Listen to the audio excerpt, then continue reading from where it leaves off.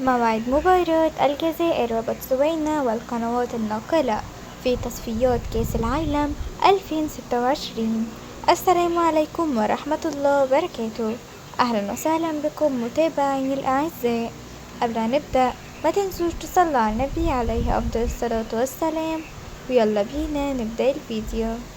يخوض منتخب الجزائر الأول لكرة القدم لقاء مهم وقوي أمام منافسه البوتسواني في إطار منافسات تصفيات كأس العالم 2026، ويتسلح المنتخب الجزائري بعاملي الأرض والجمهور بالإضافة إلى خبرة لاعبيه في المواجهات الحاسمة. ويمتلك منتخب الجزائر كوكبة من النجوم الفذة أمثال رياض محرز نجم النادي الأهلي السعودي، بينما على النقيض يسعى منتخب بوتسوانا في مباراة الجزائر القادمة أن ينهي المواجهة لصالحه ويحرج منتخب الجزائر في عقر ديرهم ووسط جماهيره.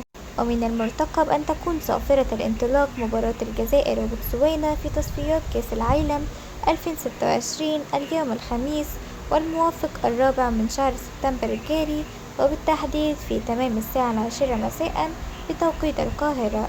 ويستضيف ملعب حسين الأحمد معقل المنتخب الجزائري مباراة الجزائر ضد بوتسوانا ضمن منافسات الجولة السابعة من مجموعة زين بمباريات تصفيات كأس العالم 2026.